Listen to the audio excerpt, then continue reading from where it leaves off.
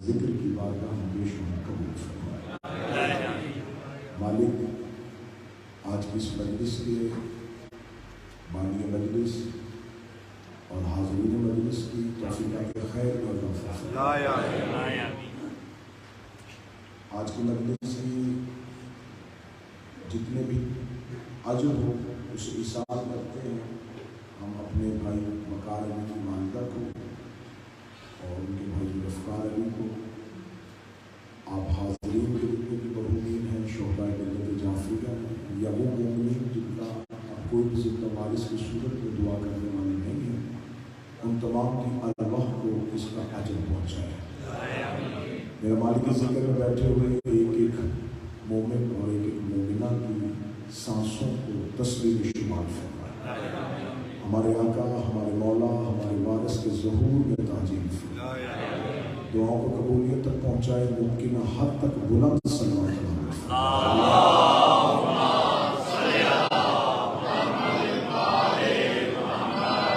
پھر بھی ایک پانچ بات مل کے بلند صلوات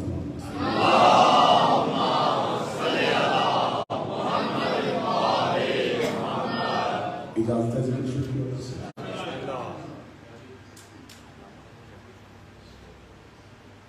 میری اس بات بارگاہ میں پہلی حاضری ہے اور یقیناً حسین علیہ السلام کے سارے ہی گھر ایک جیسے ہوتے ہیں۔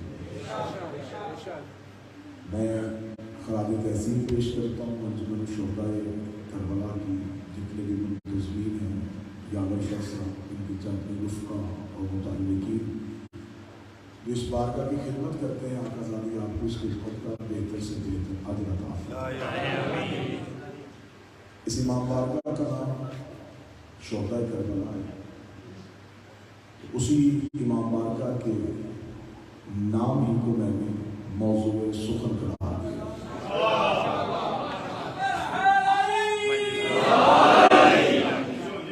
ان سہ روزہ مجلس میں ہم گفتگو کریں گے کربلا کو، لیکن کربلا کو کسی اور رنگ سے دیکھنے کی کوشش کریں گے۔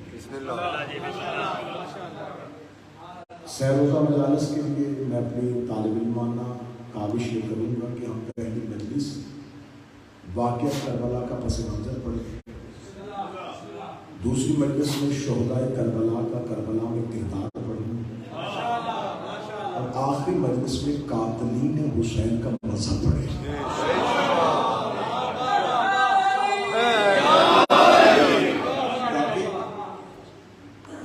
جو 1400 سال پہلے واقعہ ہوا، اس کی ہر ذی شعور نے مذمت کی۔ کوئی مسلمانوں کا ایسا فرقہ نہیں جس نے واقعہ کربلا میں یہ کہہ کے مذمت نہ کی ہو کہ جو کربلا میں ہوا وہ غلط ہے۔ میں مسالہ کی بات نہ بھی کروں تو ادیان عالم میں کوئی مذہب ایسا نہیں ہے جس نے اس ظلم کو ظلم نہ کہا۔ پوری تاریخ انسانیت کا یہ انوکھا واقعہ ہے جس نے دشمن کا سر بھی جھکا دیا۔ اس سے پہلے جنگیں بھی ہوئی ہیں، اس سے پہلے مارکے بھی ہوئے ہیں، اس سے پہلے اسلام کی جنگیں، غزوات اور مارکوں کی ایک لمبی فہرست ہے، لیکن اسلام کی کسی بھی مارکے اور کسی بھی جنگ نے انسانیت کو اتنا متاثر نہیں کیا جتنا متاثر کربلا نے کیا۔ تو اس کا مطلب ہے کہ کربلا کی جنگ کی سب سے بڑی جیت یہ ہے کہ کربلا فطرت انسان کو جیت چکی ہے۔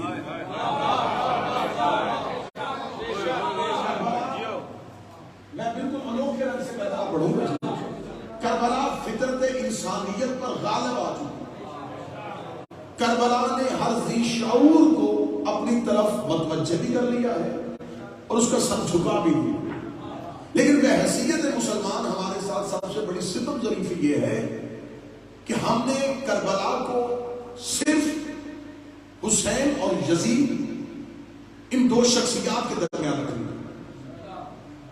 اگر ہم امام حسین کے ماننے والے ہیں تو ہم نے کربلا سے گریہ بھی لیا ہے، کربلا سے رونا بھی لیا ہے، کربلا سے ماتم بھی لیا ہے، کربلا سے عزاداری بھی لی ہے، کربلا سے یہ جتنی بھی ہماری رسومات ہیں، عبادات ہیں، ان کا تعلق بالواسطہ یا بلا واسطہ یہ کربلا سے جڑا ہوا ہے، لیکن ہماری سوچیں حسین علیہ السلام پہ ہے.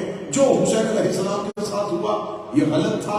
ہم اس ظلم کے خلاف کھڑے ہیں. احتجاج کو ماتم کہتے ہیں، ان کی محبت میں پیاس کو سبیل کہتے ہیں، ان کی محبت میں کھانا کھلانے کو لنگر کہتے ہیں، ان کی محبت میں کپڑے سول والے پہننے کو ہم لباس کہتے ہیں.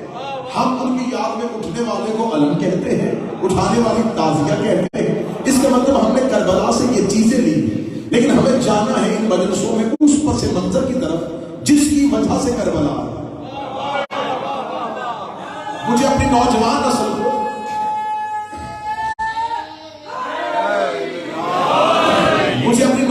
نسل کو متوجہ کرنا ہے اس ایک نقطے کی طرف کہ آخر اس کربلا کے محرکات کیا ہیں، وجوہات ہیں. پڑھے لکھے لوگ تشریف فرما ہے، آپ کسی بھی واقعے سے ہر چیز لے سکتے ہیں، لیکن اس کی اصل افادیت ہے اس کے اس ہدف میں جس کی خاطر وہ مارکا ہوا. اگر تو کربلا کا مارکا یہ ہوا تھا کہ ہم نے یزید کو بے نقاب کرنا ہے، تو یزید پہلے ہی بے نقاب تھا. چلے میں ایک سطح خدیمانہ کہنے لگا آپ کو جگانے کے لیے، کربلا صرف اس یزید کو بے نقاب کرنے کے لیے نہیں تھی.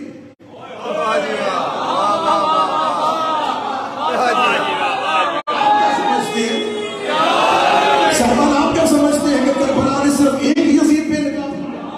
تو یزید تو پہلے بے نقاب تھا. امت میں سے کس کو نہیں پتا تھا کہ وہ بد کردار ہے؟ امت میں سے کسے نہیں پتا تھا کہ وہ بیعت لینے کا حقدار ہے؟ تو کربلا نے صرف اس دور کا یزید بے نقاب نہیں کیا. کربلا کا ہدف کوئی اور تھا، کربلا کا مقصد کوئی اور تھا. تو لہٰذا اگر تم کربلا کے مکتب کے پیروکار ہو تو تمہیں کربلا سے صرف آگے نہیں چلنا، کربلا سے پیچھے بھی چلنا ہے. تمہیں حسین علیہ السلام کی 10 محرم کے بعد نہیں چلنا، تمہیں حسین علیہ السلام کے اس ہدف کی جانب پڑھنا ہے کہ اگر وہ ہدف کیا تھا، وہ مقصد کیا تھا. اب یہاں پر آگے میری قوم کے ساتھ ایک ستم ظریفی کی ہوئی. ہم نے اپنی اپنی سوچ کے مطابق کربلا کا نتیجہ نکالا. ہر ایک انسان کی اپنی 1.5 اینٹ کی مسجد ہے. وہ کہتے ہیں اصل کربلا کا نتیجہ ہمارے پاس. مسئلہ میں کھول کے بیان کرتے ہیں. کربلا ماتم سکھاتی ہے، بالکل ٹھیک نتیجہ. کربلا گریا سکھاتی ہے، بہترین نتیجہ. نہیں کربلا سے صرف ماتم اور گریا نہیں، حسین تو نماز بچانے کے لیے آئے تھے، بہترین نتیجہ. یہ نتیجے ہیں، ہدف نہیں.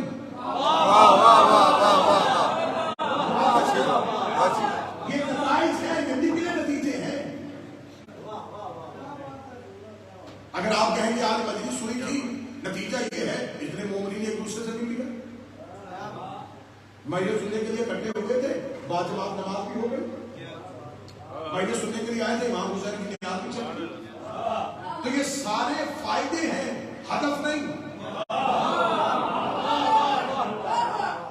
اگر آپ یہ کہیں کہ آپ نے نماز کا، تو ہر عبادت جو ہے وہ اپنا ایک ہدف معین کیے ہوئے. اگر تو آپ نے نماز اس لیے پڑھی کہ میں نماز اس لیے پڑھ رہا ہوں کہ لوگ پڑھ رہے تھے، آپ نے نماز اس لیے پڑھی کہ میں پوری ذمہ داری کے ساتھ، اگر آپ نے نماز اس لیے پڑھی کہ جنت ملے گی، تو یہ بھی فیض نماز ہے، مقصد نماز نہیں.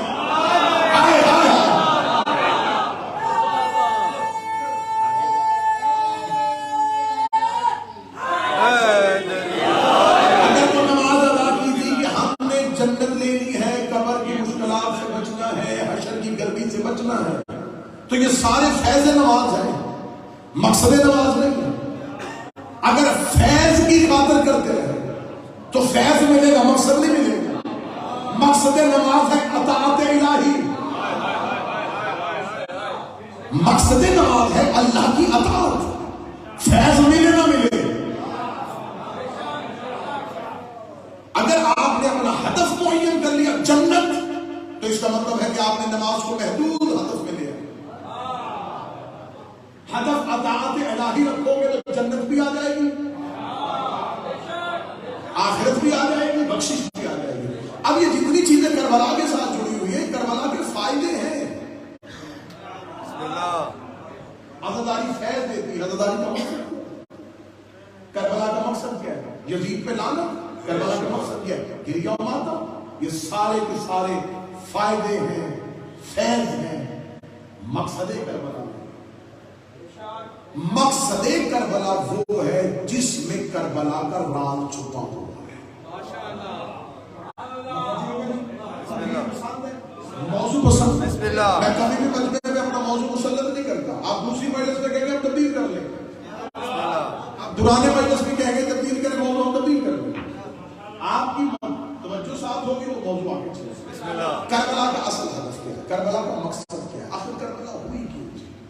دیکھیں یہ کوئی عام جنگ نہیں ہے۔ امام حسین علیہ السلام اس میں لشکر نہیں لے کے آئے، اس میں خاندان لے کے آئے۔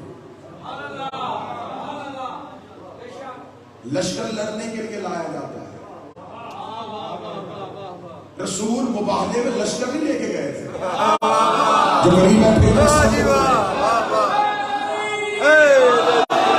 لشکر نہیں لے کے گئے، خاندان لے کے گئے، خاندان لے کے گئے تھے، اپنی اہل بیت لے کے گئے تھے۔ جو مقصد رسول مباہلے میں حاصل کرنا چاہتے تھے وہی مقصد حسین کربلا میں حاصل کرنا۔ لیکن میں بالکل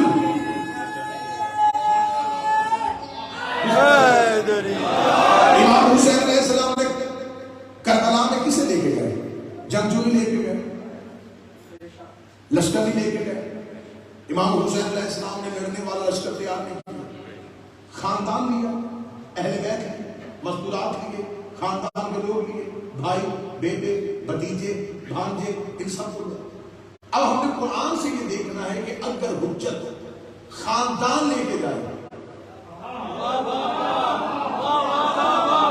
تو مقصد کیا ہوگا؟ بدر میں رسول خاندان ہی لے کے گئے، احد میں خاندان لے گئے، خیبر میں خاندان لے گئے۔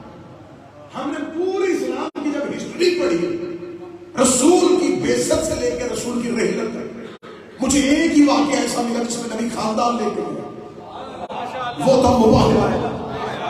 میں نے قرآن سے پوچھا رسول مباہلے میں حاصل کیا کرنا چاہتے تھے؟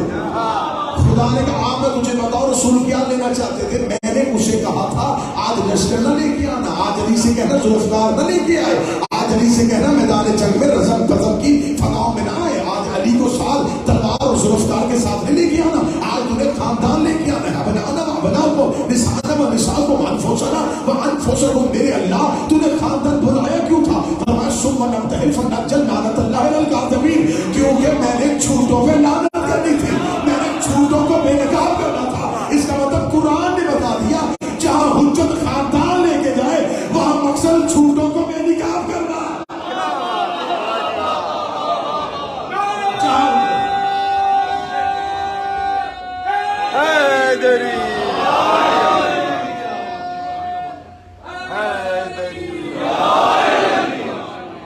جہاں حجت خاندان لے کے جائے مقصد جھوٹوں کو لے جائے۔ اس کا مطلب ہے کہ حسین علیہ السلام اس مقصد میں بے نقاب کرنا چاہتے تھے کسی ایسے نظام کو جو جھوٹ پر مبنی تھا۔ تو ہمیں پڑھنا ہے میرے عزادار نوجوان اس مقصد کی جانب، اس ہدف کی جانب جس نظام کو حسین بے نقاب کرنا چاہتے تھے، یزید کا کردار بے نقاب کرنا چاہتے تھے۔ وہ میں پہلے کہہ چکا ہوں کہ وہ پہلے ہی بے نقاب تھا، وہ کہیں شرافت کے لبادے میں چھپا ہی نہیں تھا۔ اس کے مزاج سے دمشق کے لوگ واقف تھے، شام کے لوگ اس کی عادت و اطوار سے واقف ہیں۔ اس کا مطلب ہے کہ پھر مقصد حسین جو ہے صرف آخری یزید نہیں، حسین کو ہاتھ اٹھ گیا کوئی یزید۔ اب ہم نے تاریخ سے پوچھا کہ آخر ہوا کیا تھا؟ حسین علیہ السلام کو مدینہ سے نکلنا کیوں؟ ہر ایک مورخ نے ہمیں کہا کہ اس لیے حسین نکلے کہ یزید بیعت چاہتا تھا۔ بس ہم یہی پر رکے، اس کا مطلب مطالبہ بیعت کا تھا۔ کس کی جانب سے؟ خط لکھ دیتے حسین. اس نے تو خط کے ذریعے بیعت مانگی تھی نا. میں نے پہلے کہا تھا میں کربلا ایک منفرد رنگ سے آپ کو سنا. خط لکھا تھا نا یزید خود مدینے میں خط لکھا تھا کہ حسین سے کہیں میری بیعت کر. وہ دیگر افراد سے اور بھی چاہتا تھا. اس نے بہت سے نام لکھے ہوئے تھے جو اس کی بیعت سے باہر تھے. بہت سے افراد نے نہیں کی تھی. اس نے کہا حسین میری بیعت کرتے. حسین علیہ السلام نے خط کا جواب خط میں لکھ دیتے کہ میں بیعت نہیں کرتا. اگر اس نے دھمکی دی تھی، یہ بات ذہن میں رکھیے گا، یہ دھمکی جو تھی یہ یزید کی طرف سے جو آئی تھی کہ حسین کو سختی سے بیعت کا مطالبہ کرے. جو دھمکی قتل حسین کی آئی تھی وہ دربار سے مروان نے دی تھی. بے شمار بے شمار قتل حسین. اب یہ قتل امام حسین علیہ السلام کا مشورہ ولید کو، حاکم مدینہ کو، گورنر مدینہ کو جو دیا گیا تھا وہ مروان کی جانب سے تھا. حسین علیہ السلام چاہتے تھے یہ جتنا بھی زور لگا لیں مدینے میں قتل حسین ممکن ہی نہیں تھی. تو اس کا مطلب ہے کہ مقصد سفر حسین جو تھا جو 6 ماہ پہ مشتمل تھا، اس 6 ماہ کی انقلابی تحریک کے پیچھے کوئی بہت بڑا نتیجہ چھپا.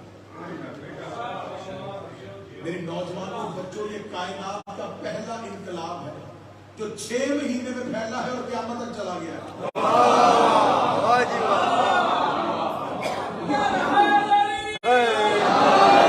یہ پہلا انقلاب ہے جس کی تیاری 6 ماہ. نتیجہ کیا ہوا؟ امام حسین علیہ السلام سے بیعت مانگی گئی. اب ہمیں یہی پہ رکنا ہے اور یہی پہ اپنے نوجوان بچوں کے ذہن بنانے ہیں کہ یزید بیعت کس کی چاہ رہا تھا. یزید بحیثیت بادشاہ بیعت نہیں مانگ رہا تھا، وہ خلیفۃ الرسول بننا چاہتا تھا. اگر تو وہ بادشاہ ہونے کے لیے بیعت چاہتا تھا تو وہ بن چکا تھا. جس کے بیلٹ باکس سے 10 لاکھ ووٹ نکل آئے اسے ایک ہی ضرورت کیا ہے؟ اس کو ووٹ پڑ چکے تھے، وہ تخت خلافت میں بیٹھ چکا تھا. وہ بادشاہت مضبوط کرنے کے لیے حسین سے بیعت نہیں مانگا. اب یہاں اگر پہلی تمہید میں آپ نے ساتھ دیا تو یقین کیجیے گا سفر بڑا آسان ہو جائے. یزید بادشاہ بننے کے لیے حسین سے بیعت نہیں مانگا، خلیفۃ رسول بننے کے لیے مانگا. اگر خلیفۃ رسول بننا چاہتا تو جب 18,000 مفتیوں نے فتویٰ جاری کر دیا تھا تو اسے حسین کی بیعت کی ضرورت کیا تھی. یزید جانتا تھا کہ ساری دنیا کے علماء میرے حق میں فتویٰ دے دیں، ساری دنیا کے لوگ میری بیعت کر لیں. خلیفۃ رسول ہونے کے لیے محمد کے بیٹے کی بیعت ضروری ہے.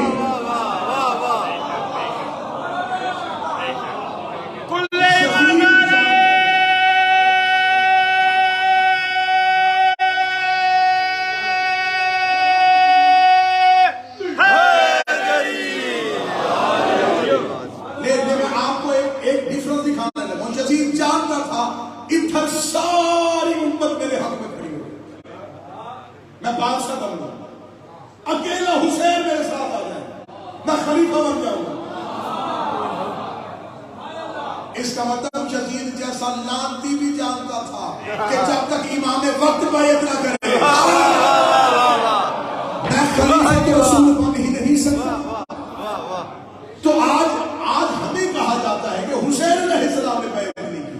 جب حسین نے بیعت نہیں کی تو آج مولانا مودودی بھی لکھ دیا کہ وہ بادشاہ تھا، خلیفہ نہیں تھا. مملوکیت شروع ہو گئی، خلافت ختم ہو گئی کیونکہ حسین نے بیعت نہیں کی. تو ہمیں یزید سے شروع نہیں ہونا. اس کا مطلب جس دور میں کسی بھی امام نے بیعت نہیں کی وہ بادشاہ تھا، خلیفہ نہیں تھا. واہ جی واہ واہ واہ.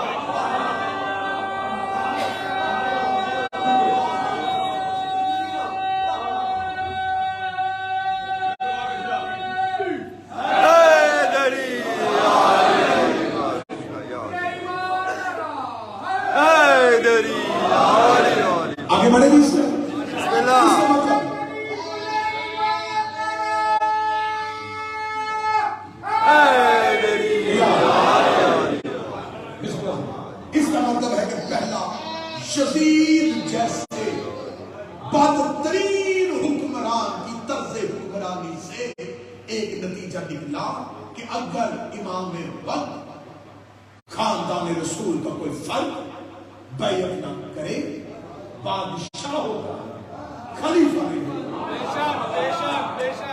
ابن اسیر مان لیا خلیفہ نے، موضوعی مان لیا خلیفہ نے، شبلی نمازی مان لیا خلیفہ نے، آج عبداللہ القادری مان رہا ہے خلیفہ نے، فضل الرحمان مان رہا ہے خلیفہ نے، ڈاکٹر جمیل مان رہا ہے یہ خلیفہ نے، سارے مان رہے ہو خلیفہ نے، خلیفہ نے، خلیفہ نے، کیوں نہیں ہے؟ حسین نے بیعت نہیں کی تو اس کا مطلب ہے حسن نے معاویہ کی بیعت نہیں کی، خلیفہ نے۔ مجمع کا ہاتھ یہی پہ ہے، جملہ کہہ دوں، تین خلفاء کی علی نے بیعت نہیں کی، خلیفہ نے۔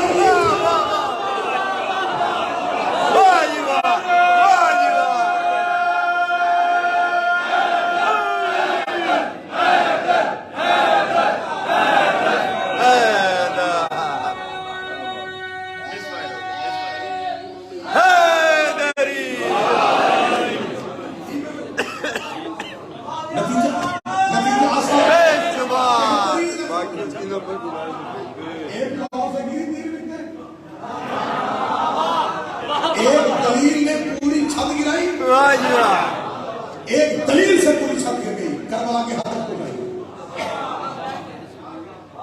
پہلا ہدف معین ہو گیا کہ حسین علیہ السلام نے اس معرکے سے خلافت کے ستون گرا کے پوری چھت زمین ہو گئی۔ اب جب حسین نے کربلا میں اپنے اس معرکے سے پہلی خلافتوں کو، پچھلی خلافتوں کو باطل کیا، اب جملہ کہہ دوں، اب علی ہو گیا بلا فاصل۔ بے شک، بے شک،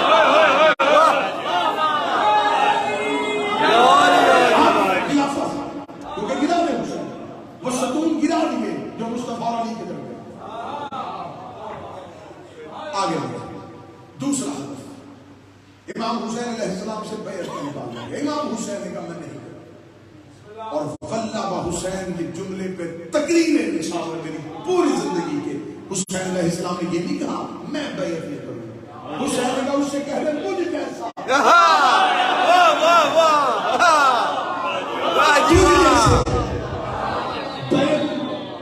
یہ کوئی شاعر کا کلام نہیں ہے، یہ کوئی ادیب نہیں بول رہا، وقت کا امام مجھ جیسا۔ اور جب حسین نے کہتے ہیں نا مجھ جیسا تو اس کا مطلب کچھ مجھ جیسے ہیں۔ اگر کوئی حسین جیسا نہ ہوتا تو حسین کہہ دیتے میں بیعت نہیں کروں، حسین نے کہا مجھ جیسا، اس کا مطلب حسین اکیلے تھے، حسین جیسے کوئی اور بھی ہے۔ اگلی صدر تو بچ میں ہو، حسین نے کہا مجھ جیسا، تجھ جیسے بھی، تو بھی اکیلا نہیں۔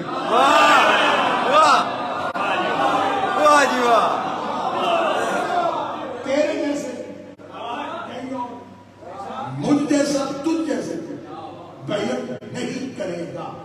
حسین علیہ السلام کے جملے سے تین نتیجے نکال، مجھ جیسا یعنی کہ حسین علیہ السلام ایک نظام کے نمائندے، ایک سسٹم ہے، حسین علیہ السلام اس کی نمائندگی کرتا۔ تجھ جیسا اس کا مطلب وہ بھی اکیلا نہیں، وہ بھی ایک سسٹم کی نمائندگی کرتا۔ اگلی صدر حسین کا نہیں کرے گا۔ جب حسین علیہ السلام نے کہہ دیا نا کہ مجھ جیسا یعنی کہ میرے نظام میں جتنے بھی ہیں وہ تیرے نظام والوں کی بیعت نہیں کریں گے، تو اس کا مطلب نہ پہلے ہوئی ہے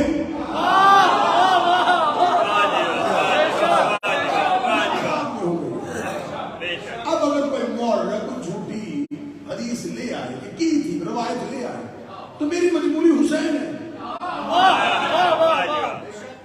میرے وقت کا امام کہہ رہا ہے کہ نہیں کرے گا، تو میں مولا سے کیسے ٹکر لے لوں کہ آپ کہہ رہے نہیں کرے گا؟ اور مورخ نے لکھا ہے کہ کی ہے۔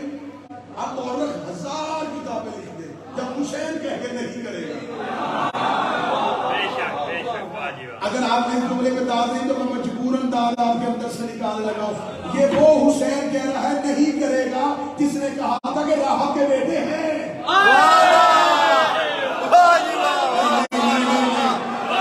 جس نے کہا تھا کہ راہب کے بیٹے ہیں وہ کہہ رہا نہیں کرے گا. جس نے ہے کہا تھا تو اللہ نے نہیں کو ہے میں بدل دیا تھا. جس کی ہے ایسی ہے اس کی نہیں کیسی.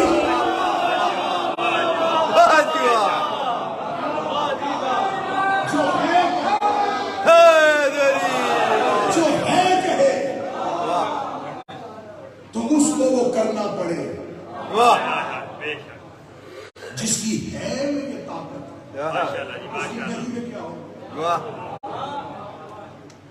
اور ہے آسان ہے نہیں مشکل ہوتی ہے. امام حسین علیہ السلام اگر نہیں کرے گا تو پھر نہیں. اس کا مطلب ہے کہ دوسرا نتیجہ نکلا کہ کربلا کے ایک راز نے بتا دیا کہ کسی بھی دور کی حجت نے کسی بھی دور کی خلافت کے نمائندے کی بات آگے ہم تمہیں بتائیں گے کربلا ہمیں کیا سکھاتی ہے. کربلا حق ہے جو حق اور باطل کو یوں دودھ کا دودھ اور پانی کا پانی کر دیتے. 2 جمع 2 4 ہو جائے گا. لوگ کربلا کو پڑھنا شروع کر دیں. ڈاکٹر اقبال نے راز پڑھنے کے بعد کہہ دیا تھا اس نے بند کر کے کہہ دیا تھا بیاں سے شہادت کی اگر تفسیر ہو جائے مسلمانوں کا قبلہ روضہ شبیر ہو.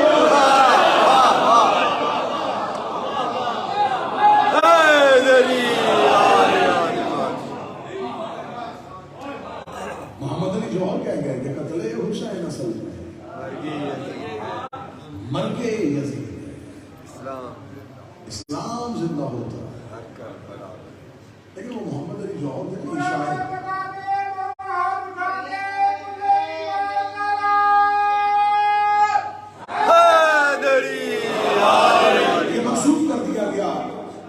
ڈاکٹر اقبال کے ساتھ شیر محمد علی جوہر قتل حسین اسلام وہ ہر کہہ گئے. پھر ایک عددار نے قلم اٹھا لیا اس نے خوشبو خلد دب گئی خاک شفا کے بعد جسے اردو الفاظ کی قدر ہے. خوشبو خلد دب گئی خاک شفا کے بعد. جنت کا نام آنے لگا پھر کربلا کے بعد.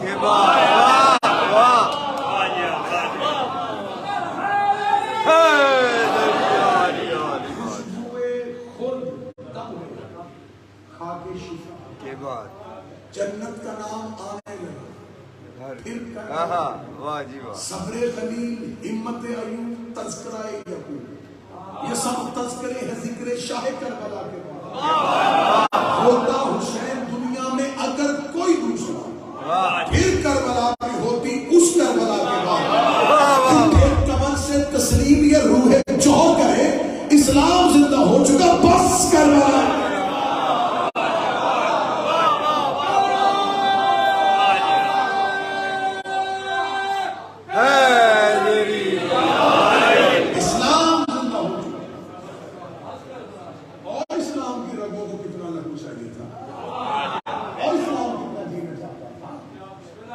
اس کا مطلب ہے کہ امام حسین علیہ السلام نے دوسرا ہدف معین کر دیا کہ نظام اس نظام کی کوئی بھی امامت کی نظام والا بھائی ٹھیک ہو گیا. آگے چلو امام حسین نے کہا کہ آج ہر مسلمان کہتا ہے کہ ہم کہتے ہیں کہ امام حسین کا فیصلہ ٹھیک ہے. کوئی بھی نہیں کہتا کہ امام حسین کو کرنی نہیں چاہیے تھی. سارے کہتے ہیں کہ نہیں بالکل ٹھیک. امام حسین ہم اس فیصلے میں امام حسین کے ساتھ ہیں. یہاں آ کے ہر کوئی حسینی بن جاتا ہے. امام حسین کے جو میں نے پہلا جملہ کہا تھا کہ فیصلے میں کربلا میں اتنی طاقت ہے کہ اس نے دشمن کا سر بھی جھکا دیا. غیر بھی یہاں پہ آ کے حسین کے ساتھ ہیں. ہم امام صرف امام حسین کے ساتھ نہیں ہیں. بتاؤ کہ حسین کا پورا نظام صحیح تھا. صرف یزید غلط نہیں تھا. یزید کا پورا نظام غلط تھا. ماننا پڑے گا نا. کربلا مجبور کر دے گی. کربلا صرف حسین پہ نہیں رکے گی. آپ ہم امام بارگاہ میں بلاتے کیوں ہیں کہ تم حسین کو مانو. اور میں نے دنیا میں 20-22 سال ہو گئے مجھے ممبر کی نوکری کرتے ہوئے مجلس میں آتا ہوا بندہ میں نے پھر جاتا ہوا نہیں دیکھا دیا. کیونکہ یہ حسین کا خیمہ ہے. یہاں جو آ جائے نا پھر وہ مثل غر بنتا ہے. پھر واپسی کا رستہ مدرسے شبیر میں آنے والی سیڑھیاں ہیں, جانے والی ہیں. تو مدرسے حسین کو آئے گا کوشش حسین میں کھینچتا حسین ہے, پھر علی کے لشکر میں شامل کروا دیتا. آج ہی مقناطیسی طاقت حسین میں. بے شک میں جملہ فضلی کہنے لگا ہوں لیکن اعتماد کی فضا میں کہہ رہا ہوں. بے شک حسین کا نظام پورے اسلام کی نمائندگی حسین کے پاس ہے. اتنی کشش نہ مصطفی ہے نہ فضائل مرتضوی ہے جتنی کشش حسین ہے. آپ سر نہ ہلائیں گے لیکن میں یقین کی فضا میں جملہ کہہ کے آپ سے اس بات کی مہر لگانے لگا ہوں. میں نے ہندوؤں کو حسین کو مانتے ہوئے دیکھا, عیسائیوں کو حسین کو مانتے ہوئے, لا مذہب کو حسین کے احترام کرتے ہوئے. اسلام پورے کے پورے اسلام کی جو مقناطیسیت ہے وہ حسین کھینچتا حسین, پھر لا الہ کو بھی حسین دیتا, محمد رسول اللہ کو بھی حسین دیتا, علی اور ولی اللہ کو بھی حسین دیتا. اس کا مطلب ہے کہ کھینچتا حسین ہے, پھر توحید بھی حسین منوا دیتا, رسول بھی حسین منوا دیتا, علی بھی حسین منوا دیتا, کشش اکیلے حسین میں بلاتا حسین ہے, اور پھر حسین ہی توحید, حسین ہی رسالت, حسین ہی امامت بنوا لیتا ہے. آج ہر بندہ کہتا ہے کہ ہم مانتے ہیں کہ حسین صحیح ہے, یزید غلط ہے, تو یہ نہیں کہنا پڑے گا حسین صحیح ہے, یزید غلط ہے, تمہیں کہنا پڑے گا صرف حسین صحیح نہیں, حسین کا سارا نظام صحیح تھا. تمہیں کہنا پڑے گا صرف یزید غلط نہیں, یزید کا پورا نظام غلط ہے. تو حسین کو مان لے, پھر آخر میں تمہیں کہنا پڑ جائے گا غدیر صحیح تھی, سقیفہ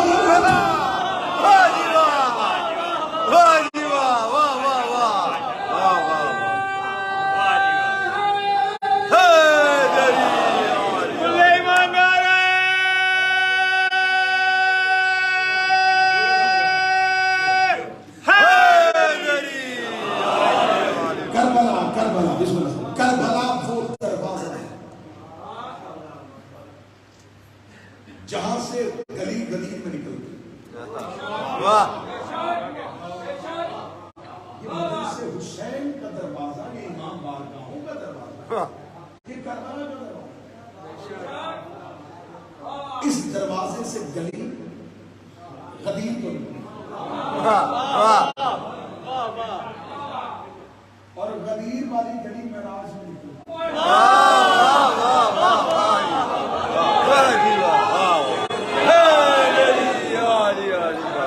جس نے حسین پالی اس نے توحید پالی. بے شک وہ تو فقیر جملہ کہہ جاتے ہیں نا, وہ عارف جملہ کہتے ہیں, جو موئی نظر چیز نے کہا دین دین بنا. اور پھر آخر میں اس کو کہنا پڑ گیا تھا, اس نے کہا اب لگائے فتوے مولوی حق کا ہی بنا.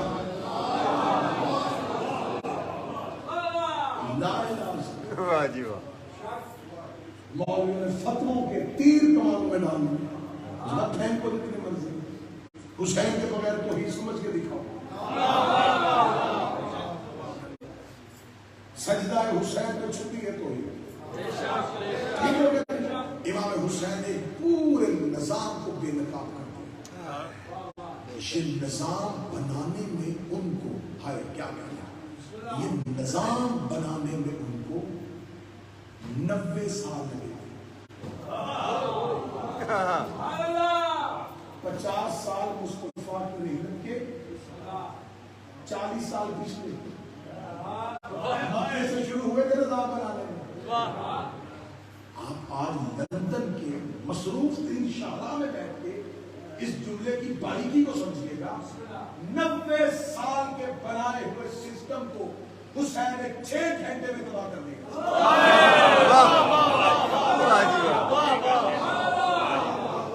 کوئی دنیا کی بڑی سے بڑی سپر پاور نہیں جو اتنے بڑے نظام کو یوں روک دے. حجر عاشور سے شروع ہوئے عصر عاشور حسین نے خلافت کی پوری بساط لپیٹ کے یوں منہ پر 90 سال لگے تھے تمہیں. مکے سے چلے تھے, بدر میں بھی آئے تھے, احد میں بھی آئے تھے, خیبر میں بھی چلے تھے, خندق میں بھی کھڑے ہو گئے, جمل میں بھی آ گئے تھے, صفیر میں بھی آ گئے تھے. حسین نے 6 گھنٹوں میں پوری کی پوری خلافت کی بساط کو. پھر مجھے تو لگا جو نتیجہ بدر نہیں نکال سکا احد نہیں نکال سکا. بدر نے کافر مسلمان کیے تھے, احد نے کافر مسلمان کیے, خیبر نے یہودی مسلمان کیے, خندق نے کافر مسلمان کیے. اسلام کو سب سے بڑا خطرہ اس لیے لاحق ہو گیا کافر مسلمان ہو کے منافق ہو گئے.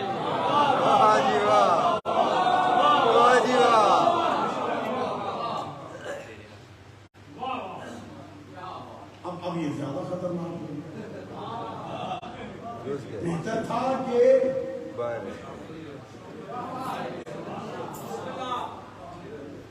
منافق اسلام کے اندر.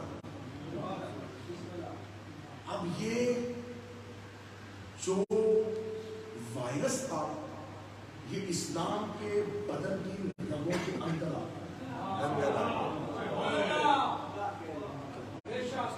آج سر جوڑ کے کہتے دیکھیں جی اصل میں یہ سب شیعوں کے بہانے. دیکھیں امام حسن علیہ السلام نے کتنا بہتر فیصلہ کیا تھا. تھوڑے صلح پسند تھے, اعتدال تھا ان کی طبیعت میں, نبی سے مزاج میں ملا تھا. انہوں نے تو یزید کے باپ کے ساتھ ایک معاہدہ طے کر لیا. حسین علیہ السلام بھی معاہدہ کر دیتے اور یزید کو خلافت دے دیتے. لیکن امام حسین علیہ السلام نے کیونکہ باپ کی طرف سے جلال تھا, جو شیعی طبیعت تھی, تو کربلا کا واقعہ میں پڑھنے کے بچوں کے لیے مثال ہمیشہ کیونکہ بات بھول جاتی ہے, مثال بھولنے نہیں دیتی. بندہ مثال کو ایسے ساتھ جوڑ دے نا بات ہمیشہ یاد رہے.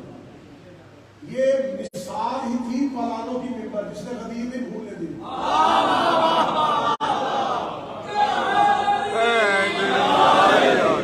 ورنہ تخت بلقیس منگوانے والے آصف بن برزیہ سے زیادہ طاقت تھی میرے رسول کے پاس.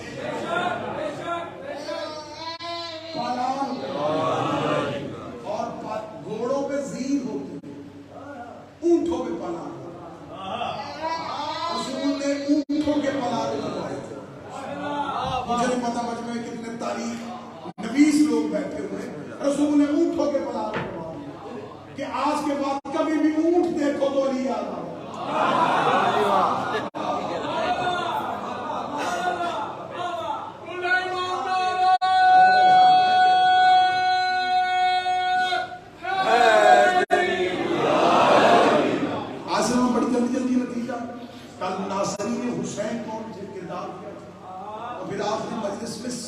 یزید نہیں, یزید تو دمشق میں بیٹھا تھا.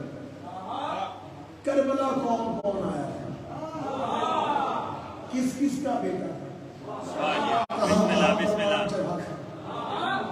کس کس نے کتنی کتنی حدیثیں حسین کے قاتلوں سے آج بھی نہیں ہوئی.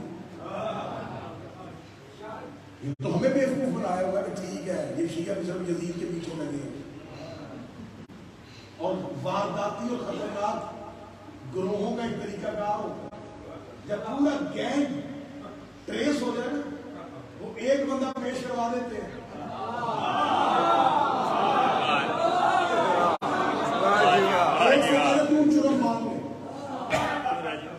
باقی بچا.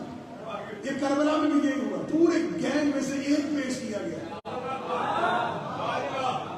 پھر انہیں کیا کرنا تھا کہ مولا امام حسین علیہ السلام نے کوئی ایسے ایسے موقع بھی پیدا کرتے ہیں کہ ہم تو لے کے جائیں گے کھول دشمن کے گھر تک. کون کہاں سے چلا تھا, کس کا بیٹا تھا, کتنا بڑا محدث تھا, کتنا بڑا حافظ تھا. تو قتل حسین میں صرف یزید شریف.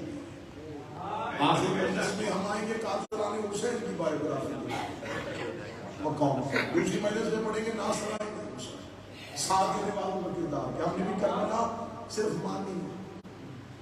یقین کیجیے ہمیں بنی بنائی کربلا ملی جیسی ملی تھی. 6 کو جھولا, 7 کو مہندی, 8 کو علم, 10 محرم شبیہ سوچنا شام غریبہ اور یا حسین کرو. میں اپنے دل کا درد ہم نے بھی اتنی کربلا کہ باپ دادا بھی ایسے ہی کرتے تھے, بس 10 دن نظرداری کریں اس کے بعد جہاں مجلس ہوگی جائیں گے ذکر حسین سے. ہم نے بھی کربلا کے ان حقیقی ہیروز کو فراموش کر دیا جنہوں نے مشکل وقت میں حسین کا ساتھ دیا. کیا ہم ان محسنین کے واسط نہیں بن رہے؟ کیا ہم زہیر کی بات نہیں کر رہے؟ ہم مسلم بن عوفہ کی بات نہیں کر رہے؟ ہم وہاب کلمے میں گفتگو نہیں کر رہے؟ ہم بتا ہی رہے کہ کون کس حالات میں گھر سے نکلا تھا, کیسی مشکل میں حسین کا ساتھ دیا تھا. تو میں کوشش کروں گا کہ کم از کم بزرگوں سے تو میری مجال نہیں, ان بچوں کو 3 مجلسوں میں اتنا ایجوکیٹ کر دیں کہ ان کو پتہ چلے کہ کربلا صرف چند افراد کا نام نہیں ہے. کربلا میں ہم نے کس کردار سے کیا لینا, مسلم بن عوفہ سے کیا لینا, وہاب کلبی سے کیا لینا, زہیر سے کیا لینا, جون سے کیا لینا. ہمارے لیے یہ کردار مشعل راہ ہے. حسین کا عباس اوج سریا تھا. ہم خواب کے ذرے, ہم عباس سے وفا لیں. کس نے یہ کہا تھا کہ ہم حضرت عباس سے, ہم عباس سے وفا لیں کے وفادار بنیں؟ یہ سکتے ہو تم عباس جیسی وفا؟ تو میں تو زہیر کی ایک ہچکی مل جائے تو زندگی بن جائے. ہمیں وہ اوج سریا پہ نہیں پہنچنا, ہمیں حر سے معافی کا سلیقہ سیکھنا. آج کے جملے کی قدر کی ہمیں حر سے توبہ کا طریقہ سیکھنا.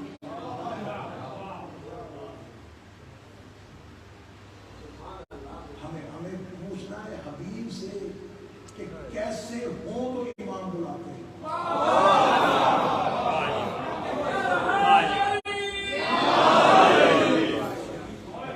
میں نے اکثر چیزوں میں ایک چیز پائی ہے, وہ کسی سے پتہ پوچھے نہیں کہ کربلا کا پروگرام ہے, کوئی مولا بلائی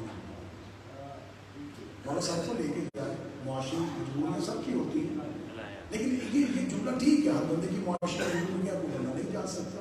امام حسین پہ سب کی نگاہ کرم ہو, وہ سب کو بلائے, لیکن یہ جملہ ہے نا, اس جملے کو ختم ہو جانا چاہیے.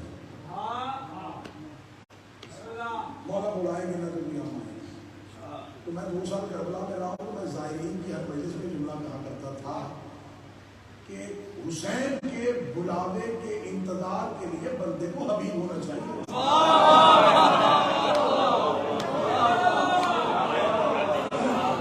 تو کوئی حبیب ہو تو حسین بلاتا ہے. نوکر کا کام ہے مالک تک پہنچنا.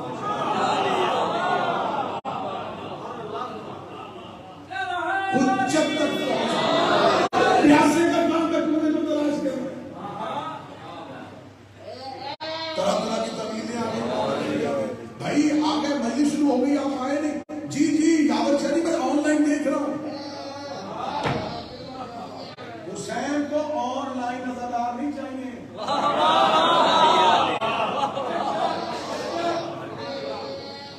جملہ کہہ دوں بیان تو طبیعت تو میں نہیں بھول جائے. کوفہ میں جو آن لائن تھے وہ وہی رہ گئے. بازی وہ لے کے گئے جو حسین تک پہنچ گئے.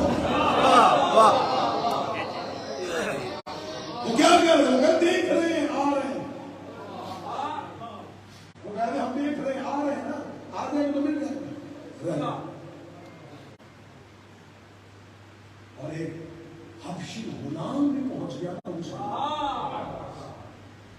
اب مجھے نہیں پتا صدر کی داد کون دے گا.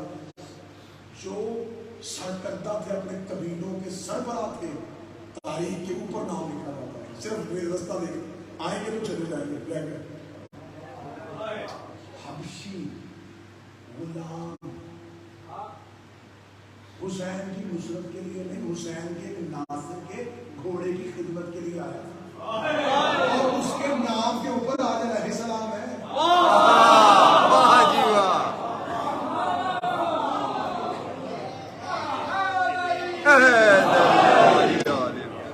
تمہیں کیا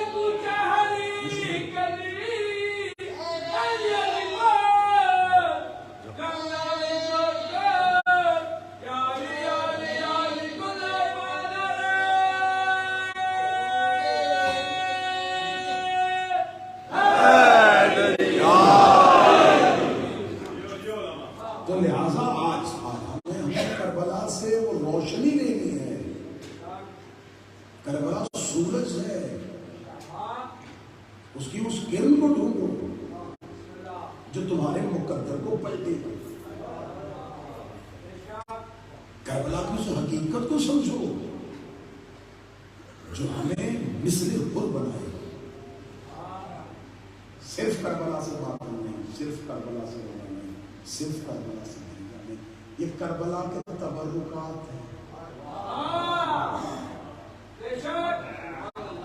صرف حسین سے یہ لینا ایسا ہی ہے جیسے مجلس میں آگے صرف نیاز کھانا.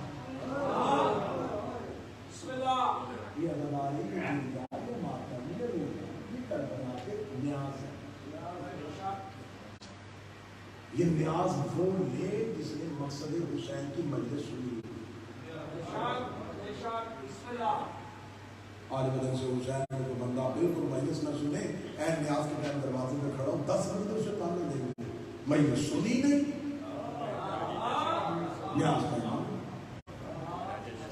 مقصد حسین کی مجلس میں, مقصد حسین کو تو پہچانو گے پھر گریے والی نیاز ہو,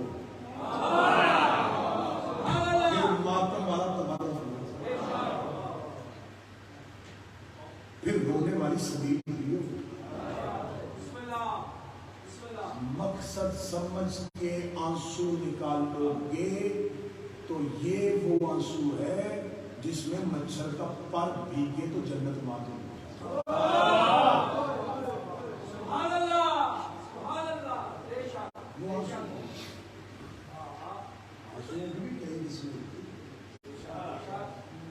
والا امیر المومنین کی محفل میں بیٹھے ہوئے جناب سلمان فضائل علی سن کے ہو رہے تھے. جناب سلمان ہو رہے تھے, ایک شخص نے مولا علی سے کہا کہ یاد نہیں آج فضائل سن کے ہوتا ہے. مولا فرما خوشی کیا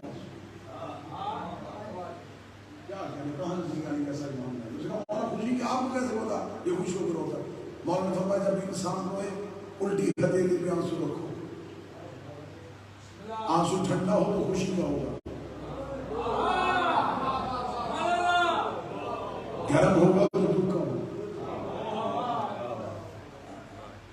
1400 سال پہلے مولا علی نے بتایا تھا کہ آنسو ٹھنڈا ہو تو وہ خوشی میں نکل سکتا, گرم ہو تو کیونکہ خون دکھ میں حرارت پیدا کرتا ہے, اور آج کی میڈیکل سائنس کہتی ہے وہی خون جوش کھا کے آپ کے دماغ میں پھر آنکھ کے پیچھے بڑی جھیلی ہے جو اس خون کو روکتی ہے, اس خون کو کنورٹ کرتی ہے کوئی پانی کی صورت میں, تو وہی گرم لہو جو ہے جو پانی بنتا ہے تو وہ گرم آنسو بن کے آپ کی آنکھ سے باہر آتا ہے.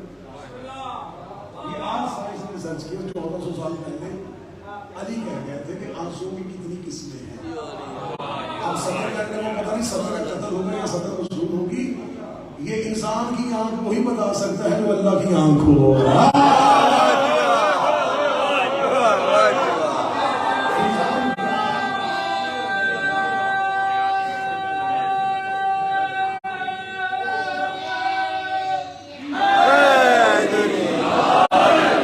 مزاج عین انسانی کو وہی سمجھ سکتا ہے جو عین اللہ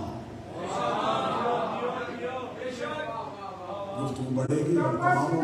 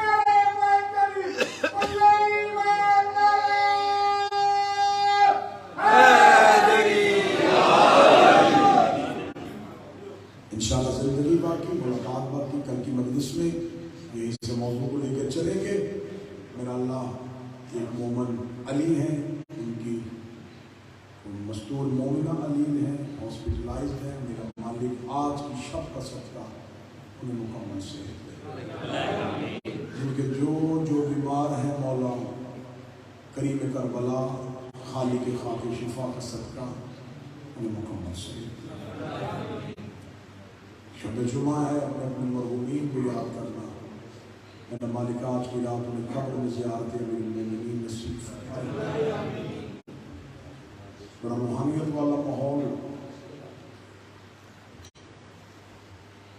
گزر رہی ہیں کوفے سے علی کی بیٹیاں.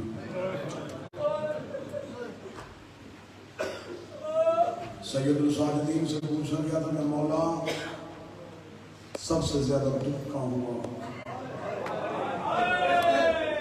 تمہارے امام چہاروں کی آواز ہے کوفہ میں. سائل نے کہا مولا سب سے زیادہ اذیت کہاں ہوئی؟ فرمایا شام میں. مولا سب سے زیادہ مارا کہاں گیا؟ فرمایا شام. مولا سب سے زیادہ روئے کہاں؟ فرمایا شام. مولا اذیت شام میں، تکلیف شام میں، گریہ شام میں، دکھ کوفے کا کیوں؟ امام رو کے فرماتے شام والیوں کو نہیں پتا تھا کہ یہ زینب تھا.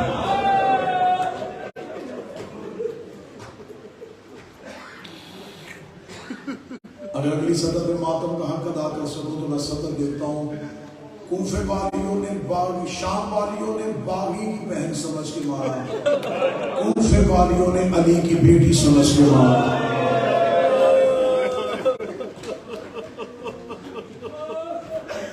شام کی فاحشہ عورتوں کو کیا پتا تھا کہ بنت علی کون ہے. کوفہ کی عورتیں یہ کہہ کے پتھر مار رہی تھی وہ جسے چلنا نہیں آتا یہ علی کی بڑی بیٹی. کربلا کے بعد پہلی منزل کوفہ. اللہ وقار کو سیر دے، ان کی والدہ کے درجات بلند ہو، پیر بانشاہ کے درجات بلند ہو. اس بارگاہ کے ساتھ جڑے ہوئے ہر وہ مومن و مومنات جو اس دنیا سے چلے گئے ان کے درجات بلند ہو. صدر پہ حائز ان کہہ دینا کربلا کے بعد پہلی منزل کوفہ آئی. ایک سر نے کئی سروں کا استقبال کیا. جس نے ہائے کہہ دیا ہے سیدہ زینب آپ کو ہائے کہہ دیا. ایک سر نے کئی سروں کا استقبال کیا. جس کو سمجھنے آئی اس کے لیے میں جملہ آسان کر دیتا ہوں. میزبان دروازے پہ تھا، مہمان نیزے پہ تھا. دروازے والے میزبان نے نیزے والے مہمانوں کا استقبال کیا. بے ساختہ مسلم بن نقیر کے سر سے آواز آئی محمد کی بیٹی تجھ پہ میرا سلام. مصطفیٰ کی بیٹی تجھ پہ میرا سلام ہو. بالوں کے اندر چھپا ہوا چہرہ تھا بنت علی کا. میری شہزادی عالیہ نے چھپے ہوئے چہرے کے ساتھ بول کے کہا سجاد میرے ایک دن میں 18 مارے گئے، مجھے سلام کسی نے نہیں کیا. میں کربلا کی اجڑی ہوئی یہاں تک پہنچی ہوں، مجھے سلام کس نے کہہ دیا ہے؟ اگلی صدر معاف کر کے جملہ پڑھنے لگا ہوں. سادات و غیر سادات سیدہ سجاد نے جملہ رو کے کہا اماں چہرہ باہر نہ نکالنا، سامنے چچا مسلم کا سایہ. مسلم کے سر کا نام آنا تھا جناب مسلم کی زوجہ عباس کی بہن رقیہ نے اپنے اونٹ سے گر کے مسلم کے سر کے نیچے گئی، رو کے کہتی ہے مسلم نہیں پوچھتی کیسے مارا گیا، مسلم نہیں بتاتی کہ میرا کربلا میں برقع کیسے اترا، مسلم مجھے جلدی سے بتا دے میں نے تیرے ساتھ اپنے 2 بچے بھیجے تھے، کوئی میرے محمد کی خبر ہو، کوئی میرے ابراہیم کا پتہ۔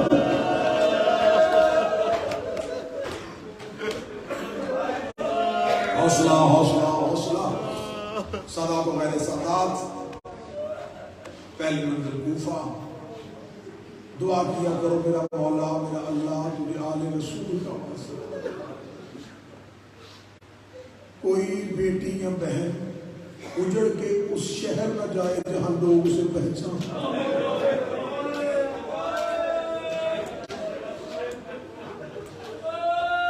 کوفے میں شہزادی رہی تھی، میری شہزادی کوفہ کے بازار میں آئی، مولا سجاد کی آواز اماں جس بازار سے اب ہم گزرنے لگے نا اس بازار میں حبیب ابن مظاہر کا گھر،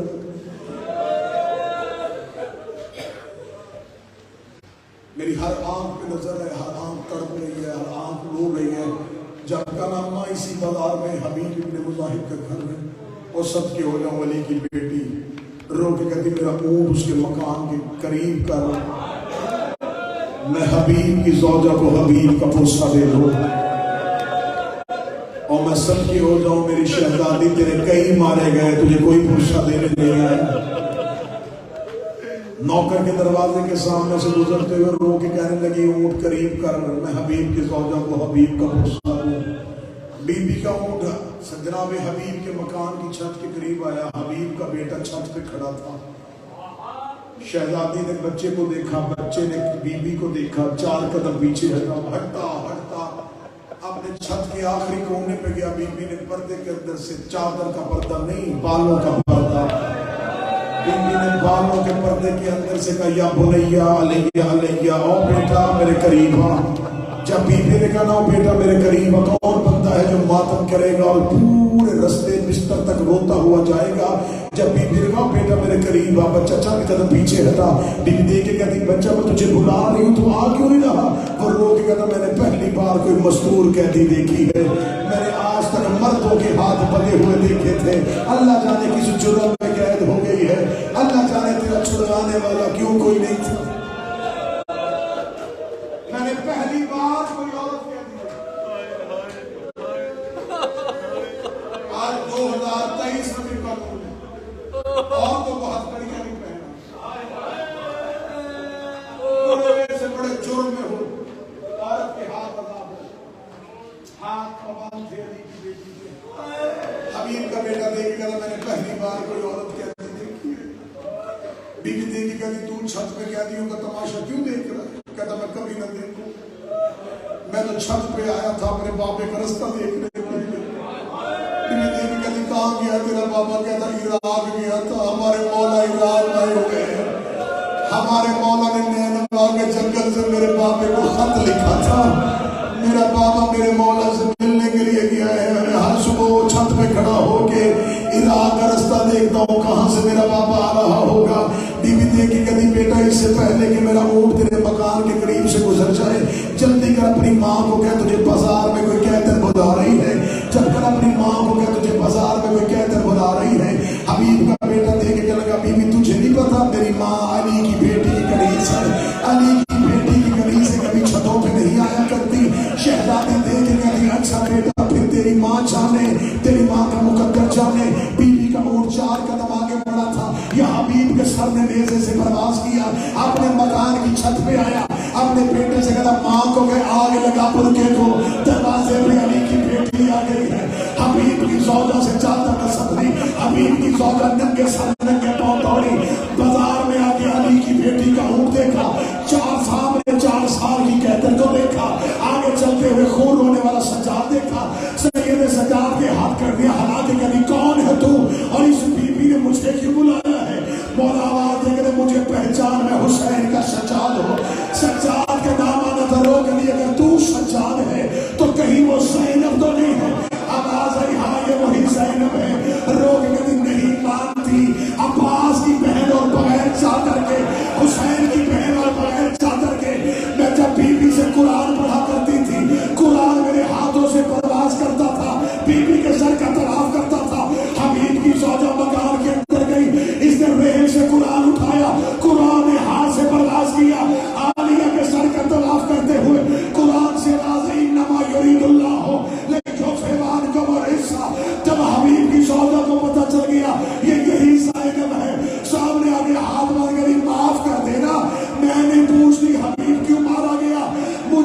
اتنا بتا